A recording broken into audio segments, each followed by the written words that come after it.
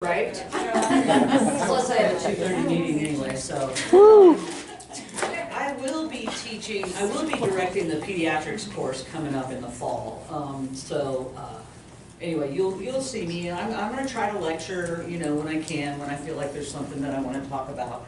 So, other than the clinical years, which seem to consume me. But anyway, all right, let's start. RSV. What do you guys know about respiratory syncytial virus? It's yucky. You don't want your babies to have it. It's basically a medium-sized membrane-bound RNA virus. There's kind of a schematic representation, which I thought was kind of cool. It almost looks like something from the path, but it's kind of cool anyway. It causes acute respiratory tract disease in all ages. Okay, it's most clinically significant in infants and young children, and that's because it causes a buildup of mucus in the small airways. Young children and infants, their small airways are very small, so it can cause distress. In adults, it usually is just an upper respiratory infection. That illness that you get every few years that you swear to heavens is the flu, but your flu swab is negative, is likely RSV. Incubation period, 2 to 8 days. That means from exposure to symptoms. Virus is detected in secretions 4 days before you'll see any clinical symptoms. So that's really good news for daycare centers, isn't it?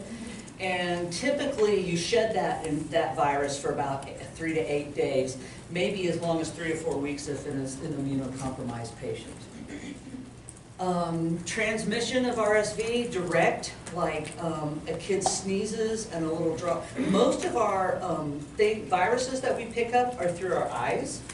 They sneeze, it lands in your eyes. So if you wear glasses, yeah, through your eyes. Isn't that crazy? Ocular mucosa, right there it is, man. So here's the deal, if you wear glasses to clinic, you're just smart. I mean, not only do you look smart, but you're just smart. You've constantly got your eye protection, right? But RSV can also live on doorknobs and, they sneeze, they touch the table and leave it there for you. Their juice cup that they share with their friends, oh my gosh, that's a whole nother story. All right, RSV is kind of seasonal in the United States, really November through April, and which is why it's hard to get peds rotations in November through April because they're so stinking busy with RSV. And it's basically an 18 to 20 week season. In tropical climates, which I don't really understand, it's year round. I'm not really sure what the deal is, but further south you go, the longer the season. But generally in the US, November to April is its focus. The peak incidence is in the first 2 years of life. 20 to 30% of infected infants develop a lower respiratory tract disease, which is more severe than just an upper. Annual rate of RSV-associated hospitalizations, 3 per 1,000 in children less than 5 years old, and 17 per 1,000 in children less than 6 months old. So it is a big, big risk factor for hospitalization in an infant. Did I say something? All right. RSV, 50% of kids have had it by their first birthday. There are varying degrees of illness of RSV. Not everybody's going to get it as bad as everybody else. Some kids can have it, thankfully, very mild. 100% of children have had RSV by the time they reach 2, whether or not they were tested for it or whatever. I mean, if a kid comes in and you see them and they look sick and they're not wheezing, they're not really crackling or anything, but it's RSV season, they probably got a milder version of RSV. So why would you subject that child to a brain biopsy through their nose to test for RSV? Because it is a nasal swab, and you hand mama a tissue because she's going to cry. You get ready for that kid to sneeze on you because they're going to, and then you biopsy their brain through both nostrils. Okay, you can get RSV twice in one season if you happen to be lucky like that. I wouldn't buy a lottery ticket though, but you can get RSV twice in one season. And usually, the more times you have it, the milder it gets. Okay? Any questions thus far? I guess I really did tick him off or something. Okay, so who's at the greatest risk for a severe RSV infection? Well, children less than a year old, especially those less than 6 months old. The younger they are when they get it, the more likely it is to be a severe infection. Children born prematurely, less than 35 weeks of gestation. Kids with underlying cardiopulmonary disease like chronic lung disease of prematurity, congenital heart defect, those with a primary immune deficiency, and patients on immunosuppressive medications. That would be your childhood cancer patients or adults. There is no RSV vaccine per se. There is a medication called Synagis. Has anybody heard of this? What have you heard about it? It's really expensive. Oh yeah, it's like $1,300 a shot. We were told to reserve it for high risk. That's exactly right. And you start 6 months before. Or about November. They start Synagis usually in October, sometimes in September, depending on last season's RSV. Here's the deal though, if you wind up working in peds or in family practice that sees a lot of kids, and you have a 32-weeker born in April, that's the kid you're going to want to start right then trying to get them on Synagis for the next RSV season, because it takes forever. I do know some parents that will pay out of pocket for it. Not everybody's that fortunate, but it is about $1,300, and they have to have an injection. They have to come into the clinic and get an injection based on weight once a month. So it's a little crazy. All right, so how does this patient present? What are they doing? Well, they got a snotty nose, they got a low-grade fever. Rarely is it a high fever, it's usually just a low-grade fever. What do I mean by low-grade fever? 101, yeah, along those lines. They've got some mild systemic symptoms. They might have diarrhea, they might have vomited a couple of times, but if you question, they usually vomit with coughing, post-tussive vomiting. So it's not really vomiting like a GI thing. It's more like you cough so hard you gag and puke. Okay? And they wheeze. Their cough is very distinctive. Once you hear a little RSV cough, you'll diagnose your patients walking through the waiting room. All right, so what's it look like? The perihilar infiltrates. This x-ray happens to have a positive arrow sign. Have you learned about the positive arrow sign? That's the arrow that points to what you're supposed to notice on the x-ray. The guy that's lecturing you tomorrow for radiology, Dr. Peck, he is amazing. Love that man. But when he says something about a positive arrow sign, you guys, I kind of still listen. Can you get a chest radiograph always, or? No, we'll talk about that. That's coming up here in a little bit. But this is the perihilar infiltrates that's associated with RSV. It's not really a perihilar pneumonia. It's not anything like that. You just see that thickening around the heart. I think is it tomorrow you guys are getting your intro to radiology? That's tomorrow with Dr. Peck? Dudes, you have an Outlook calendar. You don't have to wait for an email from everybody. You should check your Outlook calendar regularly. He's on there tomorrow. I just didn't know what day it was. Is it tomorrow? Tomorrow's Thursday, then yes, we Yeah, radiology. That's why I just. Guys are pitiful. No, I know he's coming tomorrow because I made a note to, yeah, you showed up here today. I'm really proud of you. I didn't even send you an email. Wow. What a little adult you are. Thank you. Right? Thank you. Anyway, so no, I know he's coming tomorrow because I made a note to come down and say hi to him when he gets here. I might even sit in on his lecture because he's fun. All right, this one right here shows you the lung hyperinflation that you often see with RSV. You can see that flattened right diaphragm. All right, that's a 16-day-old with severe bronchiolitis, RSV bronchiolitis. Okay. So how do you diagnose RSV? Well, it can be a clinical diagnosis, but you can't call it RSV if you don't do the nasal swab. You just call it bronchiolitis. Okay, if they've got the rhinorrhea, low-grade fever, systemic, the cough, the unique cough.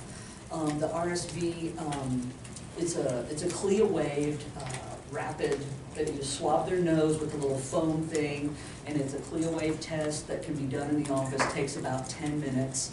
And it's got a sensitivity of 80 to 90%, so it's a pretty good test.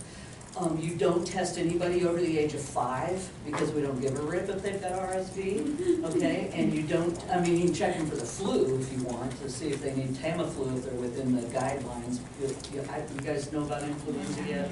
Okay. But, if they're over the age of 5, we don't check them for RSV, and I really don't check them if they're over about 3, to tell you the truth.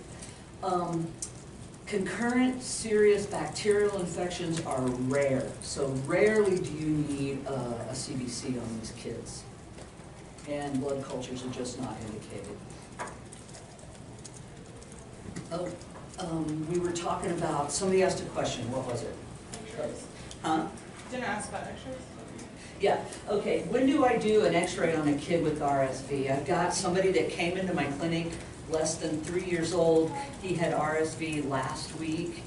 He was coughing and wheezing, had this low-grade fever, and then he comes back to my clinic this week because his mama said, he was acting great Thursday, Friday. I thought he was all better. Saturday, he played outside, and here it is Tuesday, and he's running 101 fever.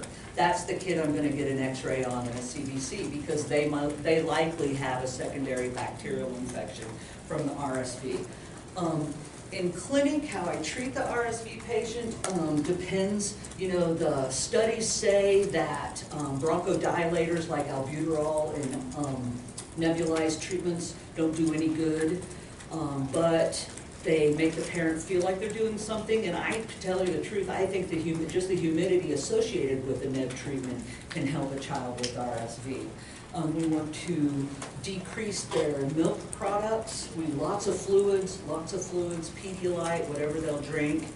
Explain to the parents that kids that get RSV less than 2 years old and wheeze from it might be the kid that wheezes every time he gets sick until he's about 7 or 8. This is when you're talking to somebody and they say, oh, I outgrew asthma when I was 7 or 8. That's not really true. Probably what happened is they had RSV and then they just wheezed when they were ill, but then they do outgrow it, but it's not a true asthma. Does that make sense? Anybody with any more questions about RSV? When do you do antibiotics for a virus? Never. Yay, I love you guys. Right answer. Yes? So, what is the difference between like an RSV infection and like bronchiolitis? Whether or not you swab their nose. Pretty much that's it. Bronchiolitis, yeah, that's pretty much. Bronchiolitis is viral. It's RSV bronchiolitis if you swabbed them and the test was positive. It's bronchiolitis if you didn't swab them, or you swabbed them and the test was negative. Treatment's the same. So sequelae is the same. Risk of bacterial complications all the same. Okay. So it's pretty much children outside. You worry about the kid, and then the immunocompromised. Don't forget your immunocompromised. This could be at any age. Yeah. Yes, but adults don't get as ill and are less likely to have severe or to have a bacterial consequence. Well, thank you, Professor Hughes. She told me she was going to be late. I'm just giving her a hard time. But anyway, we don't worry about them as much because their airways are larger. Okay. I have one more question. Sorry. Of course. So so you said hyperinflation. Is that a pretty significant sign of becoming RSV or bronchiolitis? The hyperinflation is kind of, the kid's severe enough, he's presented, he's been sick for 6-7 days, still having respiratory distress. That's why you order the x-ray, and that's what you're likely to see. Okay. Second day of coughing and RSV, we're not going to do an x-ray. Dr. Peck will talk to you guys about the risk of radiation in children. So I know you're going to get a good lecture on that one with him as he talks to you throughout. If not, I will hit it over the head with a hammer and peds. Okay? All right, let's move on to acute epiglottitis. It is a pulmonary issue because it can inhibit breathing. Okay? Acute, rapidly progressive form of cellulitis of the epiglottis and adjacent structures. Caused by Haemophilus influenza type B. Everybody with kids knows that your kids get a HIV vaccine, so it's decreased dramatically in kids, although it's still out there. And as people are choosing to put their child's lives at risk by not vaccinating them, we are starting to see increases in this type of thing. So something that needs to be in your mind. This is a normal lateral soft tissue of the neck. I'll give you a second to kind of take a look at that. That's even on the bad one on D2L. That's on that one too. But you can see there the normal epiglottis. It even marks C1 and C2 for you back there. There's the esophagus and the trachea. Remember, the trachea lies anterior to the esophagus, so that's the airway there. You can see that airway. You see the pharynx up there. Now, how do we say that word? Pharynx, not pharynx. Drives me crazy. And then the epiglottic vallecula. You can even see the hyoid bone. This is a really good. This is one of the better pictures of a normal soft tissue of the neck, lateral. Here is epiglottitis. On the first picture here, you can kind of see that it almost just looks like clouds. You can't even really see a thumbprint. This one is more of a thumbprint, okay? Do you see the difference there? This one has more involvement of the tissue surrounding the epiglottis, okay? All right, that's a radiological term, the thumbprint sign or the thumb sign.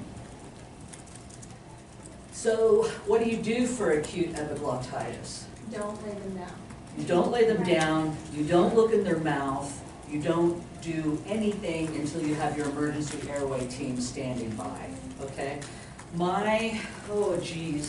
Like maybe my fourth shift, my first job out of PA school was McBride. I did surgery until I realized my children no longer recognized me. And then I changed jobs and went to, that's true. I ran into my 6-year-old in the hallway. She said, "Mom, oh my gosh, how are you? I haven't seen you for 3 days." I was like, oh, this ain't why I went to PA school.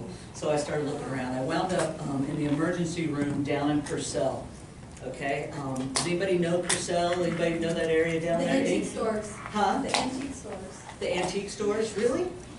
I don't think they had antiques when I was there. In Purcell. I don't know. I got off the highway, there was the hospital, I got back on the highway. I don't know what was south of the hospital. It's just antique store after antique store after antique One store. time, Air came and took me for a ride in the helicopter, and I saw a lot of Purcell, but then I kind of got in trouble when I got back, because I shouldn't have left, but It's fine.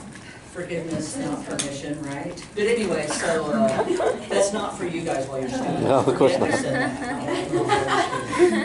Okay, but anyway, so it's like my second, third day in the ER. I work 6A to 6P 3.5 days a week. One day I worked like 6A to noon. It was like my second or third day in the ER, and it's a small little ER. It's a 6-bed ER. They've got an OB room that you just pray to God you never have to use. And then they've got 2 trauma rooms, and then they've got just 3 like curtained small ER rooms, okay? And this kid comes in at like 6:15, and this kid he is tripoding, he is drooling, he is in a panic, and I've got, shoot, I ain't ready for this. Ain't nobody ready for that. I get on the phone with Children's, say, hey, I think I got an acute epiglottitis. I did get a lateral of the neck. It didn't look as dramatic as this one, but I sure didn't like what I saw there. And of course, I'm on the phone with Children's. They're like, yeah, acute epiglottitis, okay. And so we flew that kid to Children's, sent him by helicopter. They would never admit to me that that's what he had, but he stayed 5 days. So I felt pretty good. But anyway, so that's the best thing, knowing to punt. Yeah? With children who have that, would you try to get an airway secured before you would fly them out? Because what if they lost their airway while they're in the air? To tell you the truth, in my position, I know darn well those AirEvac guys were better at intubating this kid than I was. Okay. Seriously. And so I got Ari back there, and I said, and they looked at him, he was satting okay, but he's tripod and drooling. So, no, they just took him. They did not put an airway in before they took him. When's like the level of, that you wanna like intubate the kid, like? Probably loss of consciousness would be one of the first things on my mind. You know, their SATs are 82, you know.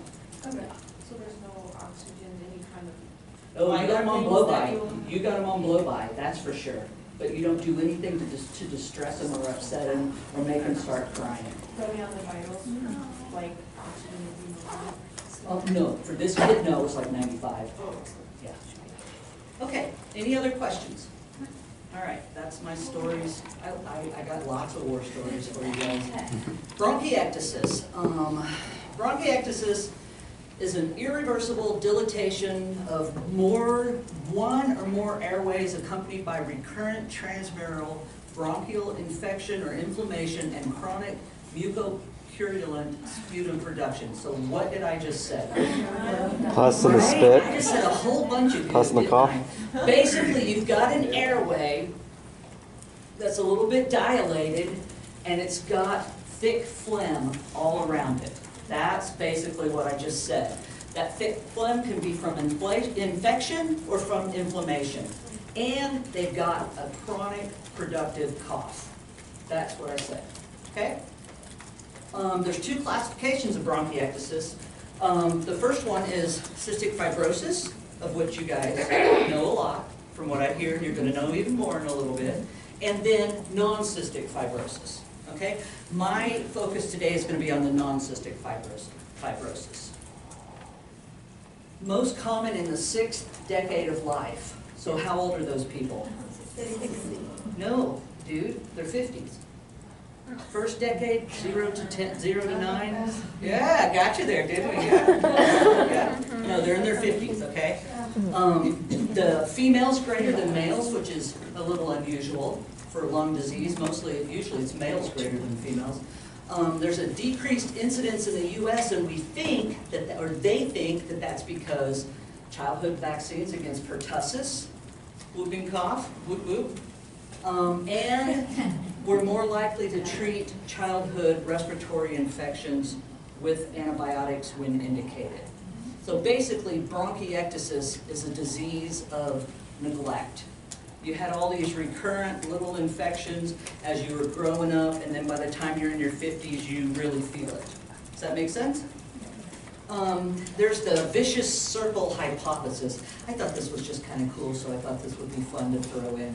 Transmural infection, generally by bacterial organisms, causes inflammation and obstruction of the airways. Damaged airways and dysfunctional cilia, you know the cilia, the little airways, that little hairs, I mean, foster bacterial colonization, which leads to further inflammation and obstruction. So what does that mean? The cilia is not functioning appropriately, it's not pushing all that goo out, and that causes more goo and more infection. Make sense? Vicious circle hypothesis. We can probably think of other things that are vicious circle hypothesis, but we'll just leave it at that. Okay, physical exam for bronchiectasis. And these symptoms have usually been there for a long time. You got a chronic cough. 90% of them present with a chronic cough and chronic sputum production. A lot of times they'll have rhinosinusitis, fatigue, you know, probably from the work of breathing, and probably they don't sleep real great because they're coughing all night. Dyspnea, difficulty breathing, chest pain, usually pleuritic. What does pleuritic chest pain mean? That's right. Pleuritic chest pain is a result of the lining of the lungs, the inflammation of the lining of the lungs, okay? You can develop it when you cough. It's as opposed to chest pain that is cardiac in nature, pleuritic chest pain. Can you cause that to test it? Can you what? Can you like reproduce that pain? Like, you know, chest pain you can't. Like on palpation? Yeah. Oh yeah, you can poke them and it hurts. Okay. Yeah, you can. You can reproduce that pain. I don't necessarily do that because it hurts. But, you know, we spend, what, 3 years learning how to poke where it hurts? Hemoptysis means they're coughing up blood. They can wheeze sometimes, not very often. And then the bibasilar crackles, rhonchi, and digital clubbing. Somebody tell me what digital clubbing is. Fingers. Right on, very good. Right on, very good. Differential diagnosis for bronchiectasis, cystic fibrosis, COPD, asthma, chronic bronchitis, pulmonary tuberculosis, and allergic bronchopulmonary aspergillosis, which is a specific type of infection. All right. So what do? How do you test for bronchiectasis? You do some spirometry. Have you guys had the spirometry lady yet? She's coming Friday? She's a hoot. Y'all gonna love her. All right, moderate airflow obstruction and hyper-responsive airways. You're gonna learn all about this from her, but the forced expiratory volume is less than 80% of predicted. The predicted is based on height and weight, okay? And forced expiratory volume in 1 second over the forced vital capacity is less than 0.7. You'll understand this a lot better. She can go into the details about that. I know how to read a pulmonary function test. She'll tell you what they mean. Okay. All right. Diagnostic tests and interpretations. You're going to do a sputum culture. Usually the sputum culture will review Haemophilus influenza non-typable, as opposed to Haemophilus influenza type B, which is your Hib vaccine that the kids get. Pseudomonas aeruginosa cultures may also be positive for strep pneumoniae, MCAT, Mycobacterium avium complex, and Aspergillus. And 30–40% of them will show no growth at all. So a lot of good that does you. Special tests. If you've got you want to make sure it's not previously undiagnosed cystic fibrosis, so you want to do the sweat test. A PPD test for tuberculosis, skin test for Aspergillus, an HIV screen, of course, to see if there's any immunocompromised component to their chronic infections. A serum immunoglobulins, some words, pediatric, you just lose all your big words. That's just all there is to it. To test for humoral immunodeficiency. Protein electrophoresis to test for alpha antitrypsin 1 deficiency. Barium swallow to look for abnormalities of deglutition, achalasia, esophageal hypomotility. Does anybody know what that means? That means that if they're refluxing and aspirating, that can cause a chronic cough and look like a bronchiectasis. So you need a GI study to rule that out. I think you guys have GI coming up after cardiology. True? Okay, so. I don't even know what word right now. Room 109. So anyway, but basically, some respiratory things can have a GI component to them. So the GI studies have to rule that out. A pH probe to characterize reflux, looking for GI etiologies again, and then you're also going to screen for rheumatological diseases. Question. Yeah. Is that an order of, how often you do those? I mean, it seems like a lot of tests. Do you use those every time? Like, when do you do all of these tests? Well, it depends on the presentation of the patient, okay? It might be, an easy thing to do would be the HIV, the lab test that can all be done at once is an easy thing to do. So you're going to send them for lab and you're going to throw the HIV screen in. The screening test for rheumatological diseases, have you guys had that yet? Just a CRP, yeah, ASA, CRP. So that's just looking for immunological or rheumatological diseases. It just depends on, like I said, Ryan, it just depends on the severity of the patient, And sometimes it's just a diagnosis of exclusion. You ruled out some of this stuff. Does that make sense? Okay. If they're like a chronic smoker, which is a lot of the presentation that the smokers would show, you still do all these tests, maybe that would be something else. If it was a chronic smoker in my clinic, probably not, because it would be more of a COPD type component. You treat it like a COPD, and then just treat their flares. This is more for people that don't have a smoking background, okay? The chest radiograph is not really specific. It might have some increased lung markings or might appear normal. The CT is really what you want to see, okay? The non-contrast high-resolution chest CT is the most important diagnostic tool. The bronchi are dilated, they do not taper, resulting in a kind of a tram track sign, which is just the parallel tracks throughout the lung fields, as opposed to the narrowing tracks. Does that make sense? Okay. Varicose constrictions and balloon cysts can be seen.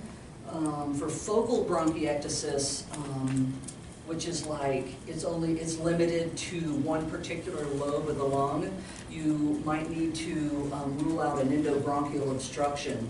You're going to do that with a bronchoscopy. Okay, so, you know, maybe 30 years ago they inhaled a peanut, you know, and they developed bronchiectasis distal to the peanut. Hey, dude, things happen, man. You would not believe the stuff that can happen. Okay, for exclusively upper lobe bronchiectasis, consider cystic fibrosis and that ABPA, which is the aspergillosis thing. Okay? An acute exacerbation requires 4 of the 9 following symptoms: a change in sputum production, which would be an increase in sputum production, increased dyspnea, increased cough, a fever, increased wheezing, malaise, fatigue, lethargy, reduced pulmonary function, changes on their plain films, their chest films, and changes in lung sounds. So 4 out of the 9 of those indicate an acute exacerbation of bronchiectasis. So what do we do for these guys? So we basically maintain hydration. Just the nebulized hypertonic saline. Like I said earlier, for the kids with bronchiolitis, RSV bronchiolitis, a lot of times just the humidity of a neb treatment helps them. Well, here you don't even bother with the albuterol. You just give them the saline that goes with the albuterol, and it can help to increase mucus clearance. There's not really any evidence to support efficacy of short-term antibiotics in adults and children with bronchiectasis. Frequent exacerbations may be treated with prolonged and aerosolized. That's another big word I lost. Aerosolized? That still doesn't sound good. How about inhaled antibiotics? We'll go with that one, right? Okay. Role of mucolytics, anti-inflammatory agents, and bronchodilators is still unclear, which means that they probably help, but nobody's tested them because they're over the counter. So I would go ahead and recommend them get on some ibuprofen or naproxen and some Mucinex, guaifenesin. All right. Wait, did I go the wrong way? No. I think I got that slide in there twice, guys. Sorry about that. All right. First line, acute exacerbation. Antibiotics guided by the sputum culture and sensitivity. Bronchodilators, beta-2 agonists, albuterol, proventil, labetalol. Inhaled corticosteroids, not really recommended. Because if it's stable bronchiectasis, they don't think it does any good. There's pictures of the type. You can see between the normal and the cylindrical, you can see how the normal narrows and the cylindrical is what they call the tram track or train track because they're parallel lines. Does that make sense? And then there's the cystic, which kind of makes sense because they look like little round cysts, and then the varicose, which is just kind of, I don't know, ugly. This is really cool because the radiographic term for this is the signet ring sign. Can you see very plainly the way that looks like a ring with let's think of a signet ring like a class ring, something that's got the big thing on it, not like a diamond or anything like that, but just a signet like a class ring. You can see several of them over here in this one on the other side, and then we've got the positive red circle sign on that one CT, okay? All right. Hyaline membrane disease. Oh, any questions about bronchiectasis? Yes? A few slides up, you said insufficient evidence to support efficacy of short course antibiotics, and then 2 down, it said first line for acute is antibiotics. Would you not treat empirically? No. No. Get a sputum culture, start them on something, change it when the culture results come back. So start them on. So you Start do them treat. on- Start them on something, probably for bronchiectasis, I would choose azithromycin, Okay. okay? But now, you gotta remember, Latassi's, I defer to Latassi, Yeah. how Latassi teaches you, but for me in the clinic, I would use azithromycin. And then if the culture came back that it wasn't responsive to that and it wanted Bactrim, I'd Yeah. change it. Okay, so even though it says there's not evidence. Well, that's with chronic bronchiectasis. Antibiotics is what it says, doesn't recommend. With an acute exacerbation, that's when you're gonna use your, does that make sense, Okay. guys? Yeah, so I just. So you're not gonna put them on low dose Bactrim for 6 months. That's what we're saying you're not gonna do, okay? Does that clear it up? Clear as mud, Paul? Yep. Great. All right. Hyaline membrane disease. Look at here, I'm going really slow. I'm almost done, and I've been here, what, 40 minutes? Okay. Hyaline membrane disease could also be called surfactant deficiency. In fact, sometimes you will see it listed as surfactant deficiency. Predominant age, 93% incidence of infants born at or before 28 weeks gestation. It's inversely proportional to gestational age and birth weight. So the younger the gestational age, the lower the birth rate, the higher the incidence of hyaline membrane disease. That's what inversely proportional means, okay? Predominantly slight male dominant predominance. 8th leading cause of infant death in the United States in 2013, 13.3 infant deaths per 1,000 live births. And despite advances, survival of infants born before 25 weeks gestation is still rare. There still seems to be some magic number about 26, 27 weeks. Differential diagnosis. Is it hyaline membrane disease, or is it early onset group B strep pneumonia or sepsis? Is it transient tachypnea of the newborn? Is it meconium aspiration pneumonia? Okay, those are the things you got to rule out. So how do we look for hyaline membrane disease? We do a CBC and a blood culture, rules out the sepsis and the pneumonias. Electrolytes, monitor for hypoglycemia and hypocalcemia. ABGs, of course. Hypoxemia, which responds to supplemental oxygen. So their SATs are low, they're SAT 93, 94, you put a little blow-by on them and they jump right up to 99. That's not hyaline membrane disease. Features of respiratory, that is hyaline membrane disease. Yeah, Response. I'm so sorry, guys. Please forgive me on that one. Features of respiratory and metabolic acidosis, which I know you guys have been drilled over the head with.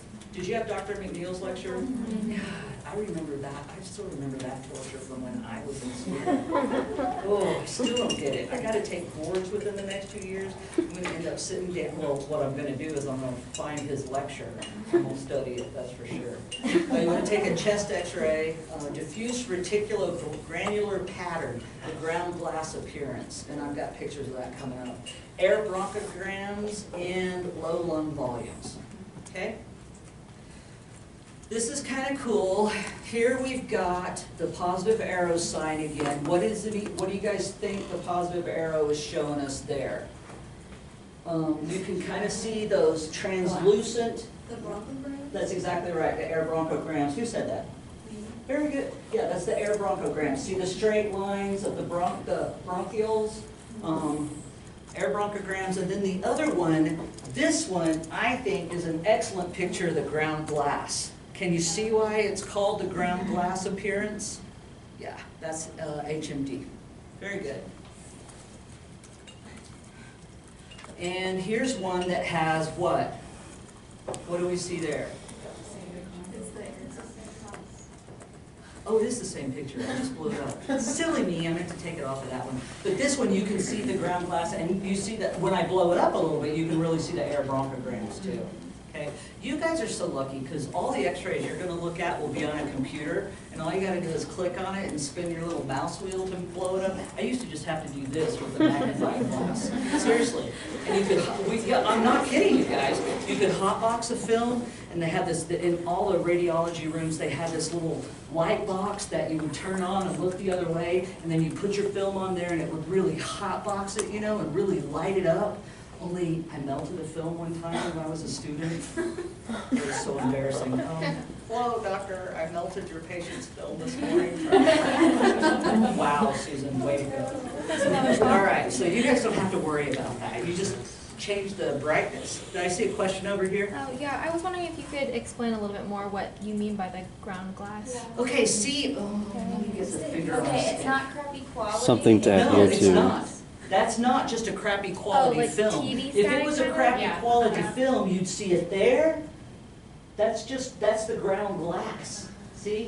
It just looks like somebody sprinkled glass shards all over it. Just little round. Okay. So like TV static kind of looking? Like what? Like staticky? Yeah, that's a good way to put it. Staticky looking. That's a good way. Thank you. Okay. Echocardiogram. When are you going to want to do an echo on a baby? If you hear a murmur, we need to make sure we don't have a patent ductus arteriosus, which you guys will learn about in the fall. And a PDA would contribute to lung disease because of the left to right shunting. Okay? Does that make sense? Okay. All right, so treatment of hyaline membrane disease. Warm, humidified, oxygen-enriched gases if the neonate is ventilating effectively.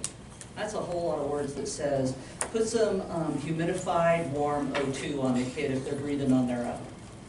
Continuous positive pressure airway, a little CPAP if the infant is active and breathing spontaneously can help too. Positive pressure ventilation via endotracheal tube, per endotracheal tube via conventional mechanical ventilator. And I know you guys learned about ventilators. Isn't Kevin awesome? He's awesome. He was so much fun. If respiratory failure occurs, high frequency oscillation ventilator. That's when you just send them to the PICU. Let Andy go in and manage them. All right.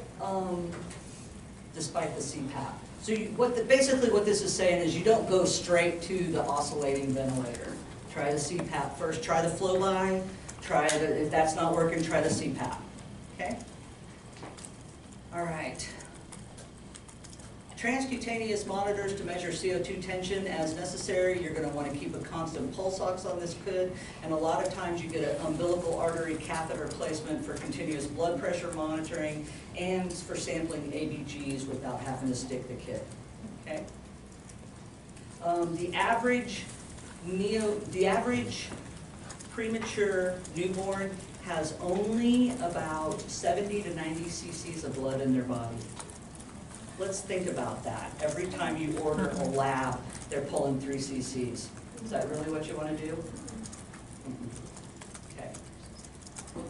All right, foreign body aspiration. What do we know about foreign body aspirations? Kids love it. Well, that's not really a foreign body aspiration up their nose. I guess they could, but usually it gets stuck there somewhere in the, what's it called? Cloaca's a chicken. This is the choana, right? Okay. Nasal concha. The what? Yeah. There you go. Get stuck in that, okay? So okay, I gotta tell you something, now that you brought up the nose. This was the coolest thing ever, okay? I'm in the ER in Duncan like a month ago, And this kid is like 3 years old, not developmentally delayed, just a little turd. And he keeps coming in, it's like Mom brings him in and says, this is the 4th time today she has put something in her nose. I'm pretty sure this time it's a piece of styrofoam. And you look in there and sure enough, there's something white all in the nose. I'm like, okay, geez, and I'm looking at it and it looks like it's just gonna disintegrate. I can't decide if it's styrofoam or maybe a wad of tissue or something the kid shoved up there real good. And my nurse goes, hey, have you ever tried this? And so she tells the mom, okay, this is what I want you to do. I want you to cover the kid's mouth and blow into the other nostril. And oh my God. I was on Facebook yesterday that a mom did that. You saw that? It blew the biggest snot loogie out, landed right on the mom. She's like, hilarious. So don't ever do this to the kid yourself. Always tell mom to do this. Yeah, I'm going to use that, man. I'm going to use that. That was great. Oh yeah, it came out. And then she goes, you know, his other nose looks stuffy, and did the other side. It's like, okay, you might be a little border here. But anyway, I thought it was really cool. So remember that. Blow in the other nostril. But not you. That would mom do it. Genetic test. So did you do that to your kids? Huh? Did you do that to your kids? I didn't know that too. My kids never put stuff up their nose. They were smarter than that. They just cut their hair off and reverse mohawk. Not kidding. My oldest kid, like 3 years old. No, she's maybe 4. She took the scissors right down to her scalp, all the way up the top of her head, and she just had this like hair. Sinead O'Connor is That was awesome. fun. All right. So, what do we got here? A chest x-ray. Very good, Miss Bethany. So, does anybody notice something funny about this chest x-ray? I don't know. I looked at that, I couldn't quite figure out what it was. It's like a shell case. Yeah, a bullet. I was like, dude, who was that? Okay, whatever. But anyway, so where is that? Right? Main stem bronchus. That's exactly right. This is exactly where you go. Wow. Oh, what's this? A screw. Yeah. Okay, let's look at the lateral. Let's look at the lateral. Do we think this kid swallowed it, or is it in his airway? It's exactly right. It's exactly right. You can see it coming down. You can see the airway coming down beneath it. Yes, that has definitely not been swallowed. Okay? That's a little kid too. See him holding up his I know, that's awful. Huh? I'll tell you his little waffles are. Can you use the stick in, what? Say that again? I don't understand. Okay. What is it you're not How do you know they understanding? aspirated it? Okay.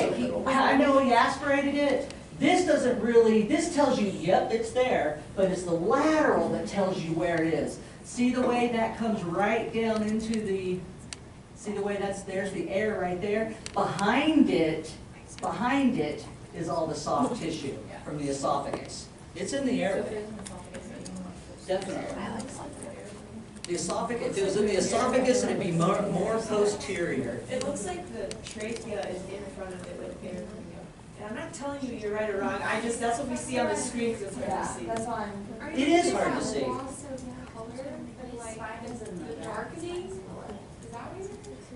Yeah, but there's like, if you follow the airway up, it looks like it goes like through his shoulder. Well, maybe it does. Maybe we should save this film and let Sorry. doctors. No, maybe we should.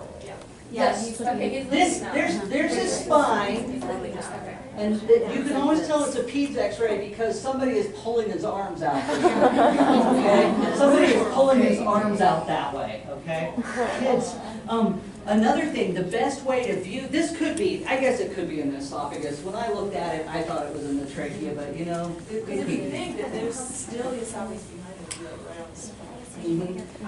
The other thing to know is whenever you look at aspirations, whenever you order an aspiration film, there's a reason why the radiologist and the techs always want to know the reason for you're ordering the film, okay?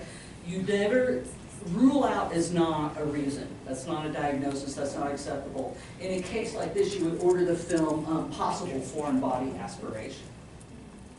because they're gonna do, as opposed to a normal check film, which is in full inspiration, you see the best on a foreign body aspiration if the film is shot in expiration.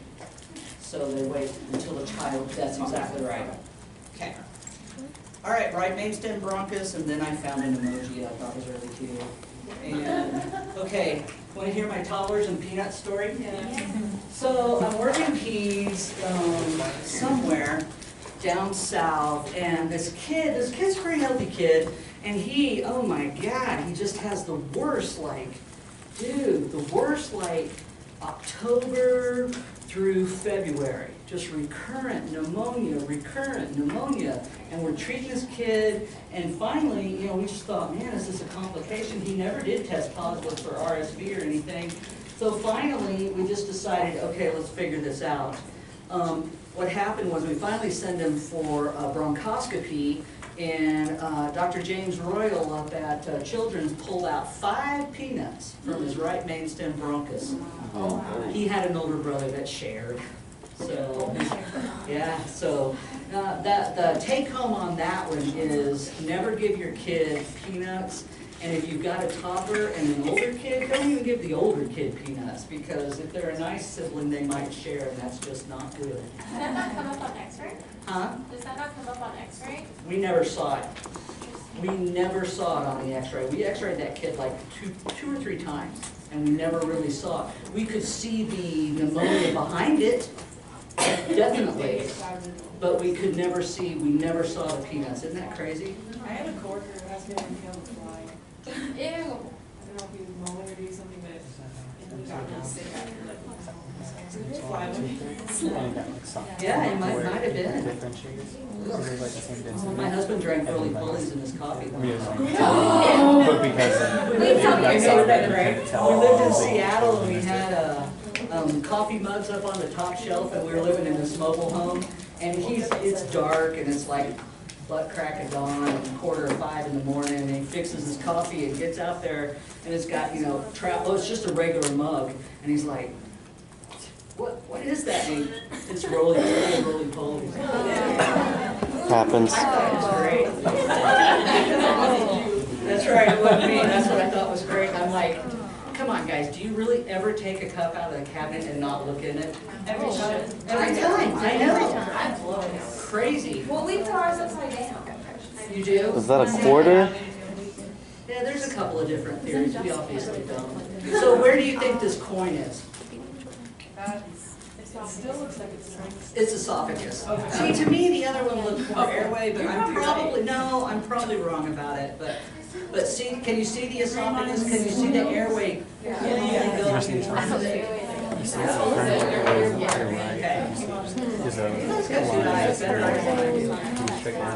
right, that's it. Any other questions? Is that why they said that? All right, that wasn't too painful. Professor Hughes, they said that this did not get posted to D2L, so I will repost it to D2L. I did. I posted it about 12:30, so I don't understand it. But, all right. Do you want to take a quick break or just? Okay.